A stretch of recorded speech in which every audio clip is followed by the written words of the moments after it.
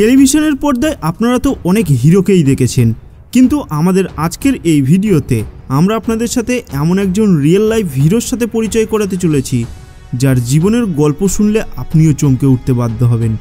কারণ আমাদের আজকের এই ভিডিওতে আমরা আপনাদের সাথে এমন একজন মানুষের পরিচয় করাতে চলেছি যিনি জীবনের যাবতীয় সুখ সুবিধাকে ত্যাগ করে দিয়ে সাইবেরিয়ার এমন একটি কঠিন অঞ্চলে বসবাস করে থাকেন যেখানে নিজের জীবন অতিবাহিত করাই একটি চ্যালেঞ্জের বিষয়।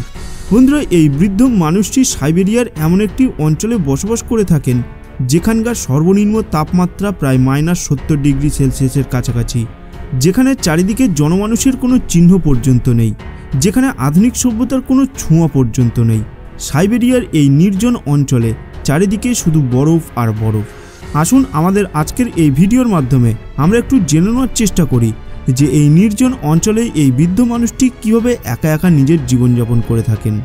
আমাদের আজকের এই ভিডিওতে আমরা যে রিয়েল লাইফ হিরোর কথা আপনাদের সামনে তুলে ধরতে চলেছি, সেই রিয়েল লাইফ হিরোর নাম হলো স্যামুয়েল।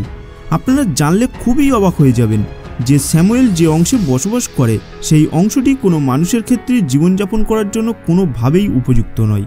আসলে এখানে আমরা আপনাদের জানিয়ে রাখতে চাই যে স্যামুয়েল আসলে সাইবেরিয়ার একটি বনাঞ্চলে বসবাস করে।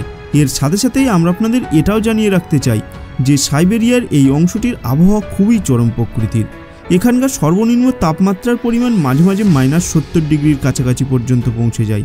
এক কথায় বলতে গেলে সাইবেরিয়ার এই অংশটি সারা বছরই বরফে ঢাকা থাকে। আর এই কঠিন আবহাওয়া সম্পন্ন অঞ্চলে একেবারেই একা একা বসবাস করে স্যামুয়েল। বন্ধুরা, এমন একটি কঠিন আবহাওয়া সম্পন্ন অঞ্চলে বসবাস করার জন্য স্যামুয়েলকে প্রত্যেক দিন একটি রুটিন মাফিক জীবনযাপন করতে হয়। প্রথমেই রেডিওতে খবর শোনার জন্য স্যামুয়েলকে খুব ভোরবেলাতেই ঘুম থেকে উঠে পড়তে হয়।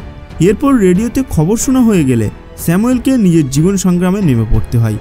এত বৃদ্ধ বয়সেও স্যামুয়েলকে প্রত্যেক দিন কয়েকবার বনে কাঠ কাটতে বেরোতে হয়। আসলে স্যামুয়েল নিজের জীবন ধারণ করার জন্য কাঠ কাটতে যায় না। স্যামুয়েল যে অংশে বসবাস করে সেখানে কাঠ কাটতে যাওয়ার প্রয়োজন এবং চাহিদা উভয়ই হয়ে থাকে। স্যামুয়েল নিজের যে বাড়িতে বসবাস করে সেই বাড়িটি পুরোপুরি কাঠ দিয়ে বানানো। স্যামুয়েল কাঠ কেটে এনে সেই কাঠের গুঁড়িগুলিকে দড়ি দিয়ে বেঁধে বেঁধে এরকম একটি কাঠের ব্লক তৈরি করে। তারপর সেই কাঠের ব্লক দিয়েই এই বাড়িটি নির্মাণ করেছে।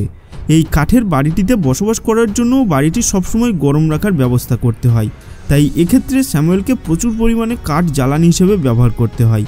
এইভাবেই স্যামুয়েল প্রকৃতির সাথে লড়াই করে এই চরম আবহাওয়ার মাঝেও নিজের জীবনযাপন করে চলেছে।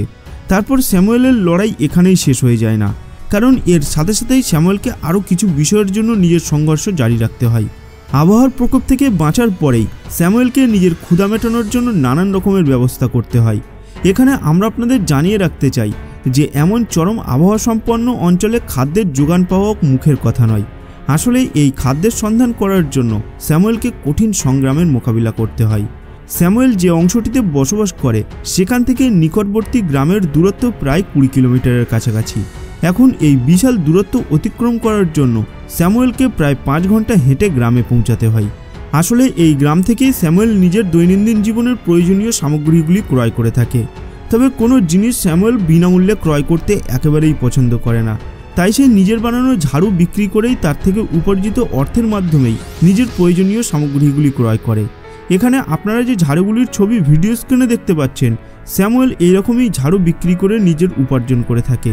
এই ঝাড়ুগুলি স্যামুয়েল বনের বিভিন্ন গাছের শিকড় থেকে বানিয়ে থাকে।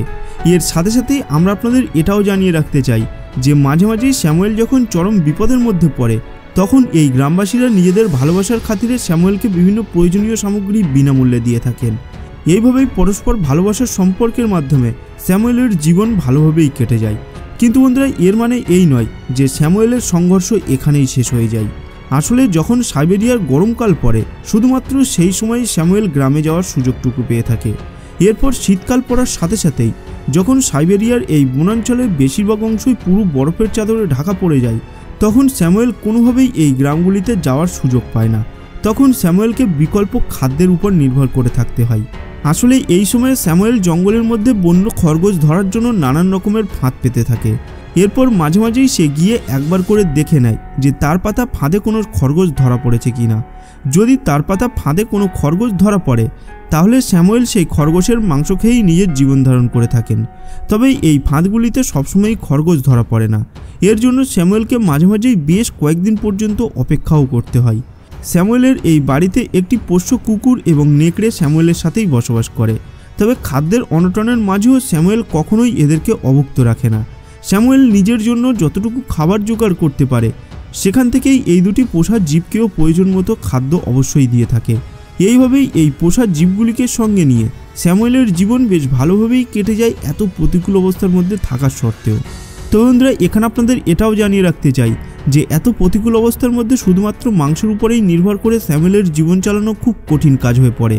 তাই মাঝে মাঝেই স্যামুয়েলকে মাছ শিকার করার উপরেও মনোযোগ দিতে হয়। সাইবেরিয়ার এই বিস্তীর্ণ অঞ্চলে মাছ শিকার করার জন্য স্যামুয়েলকে গরমকাল পর্যন্ত অপেক্ষা করতে হয়, কারণ এই সময়ে বিভিন্ন নদীর বরফ গলতে শুরু করে এবং স্যামুয়েলের পক্ষে মাছ ধরতে পারা সুবিধাজনক হয়ে পড়ে। মাছ শিকার করা হয়ে গেলে স্যামুয়েল সেই মাছগুলিকে ভালোভাবে স্টোর করে রাখার ব্যবস্থা করে রাখে। এখানে আমরা আপনাদের একটি ইন্টারেস্টিং বিষয় সম্পর্কে জানিয়ে রাখতে চাই। এই অঞ্চলে খাবার দীর্ঘদিন পর্যন্ত ভালো রাখার জন্য স্যামুয়েলের কোনো রকম রেফ্রিজারেটরের দরকার পড়ে না।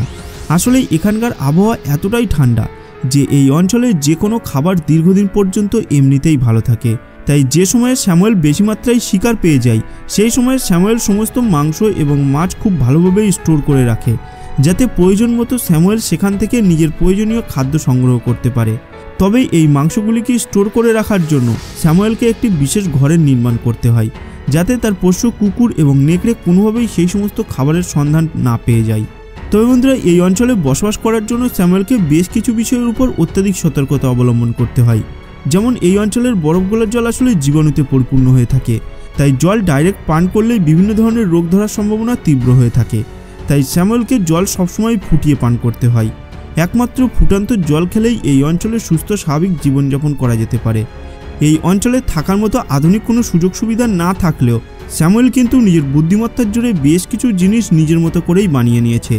যেমন একটি পেট্রোলের ড্রামকে কাজে লাগিয়ে স্যামুয়েল একটি সুন্দর শাওর নির্মাণ করেছে, যা দিয়ে এই অঞ্চলে স্যামুয়েল নিজের স্নান কার্য সম্পন্ন করে থাকে। এখানে সুস্থ সবল থাকার জন্য স্যামুয়েলকে রেগুলার দৈহিক কসরতও করতে হয়, কারণ দৈহিক কসরত না করলে প্রবল ঠান্ডার ফলে স্যামুয়েলের শরীর খারাপ হয়ে পড়বে। বন্ধুরা, স্যামুয়েল খুব ছোটবেলাতেই নিজের সমস্ত আপনজনকে হারিয়ে ফেলেছে। এরপর আধুনিক জীবনের প্রতি স্যামুয়েলের মোহ ধীরে ধীরে কমতে শুরু করে দেয়। তারপর থেকেই স্যামুয়েল এই নির্জন অঞ্চলে একা একাই নিজের মতো করে নিজের জীবনযাপন করতে শুরু করে। পৃথিবীর সমস্ত সুযোগ সুবিধা থেকে দূরে থেকেও স্যামুয়েল আজ অত্যন্ত খুশি আছে, কারণ সে নিজের জীবন নিজের ইচ্ছামতোই বাঁচতে পেরেছে। হয়তো একদিন স্যামুয়েল আর আমাদের মধ্যে থাকবে না, কিন্তু সাইবেরিয়ার এই অঞ্চলের প্রত্যেকটি অংশেই স্যামুয়েল অনন্তকাল পর্যন্ত বিরাজমান হয়ে থাকবে। তো বন্ধুরা, আজকের ভিডিওটি এই পর্যন্ত। আজকের এই ভিডিওটি আপনাদের কেমন লাগলো তা নিচে কমেন্ট বক্সে কমেন্ট করে জানাতে ভুলবেন না। আর যদি ভিডিওটি ভালো লাগে ভিডিওটিকে লাইক করার সাথে সাথে নিজের বন্ধুদের সাথেও শেয়ার করে দেবেন। দেখা হবে পরের ভিডিওতে।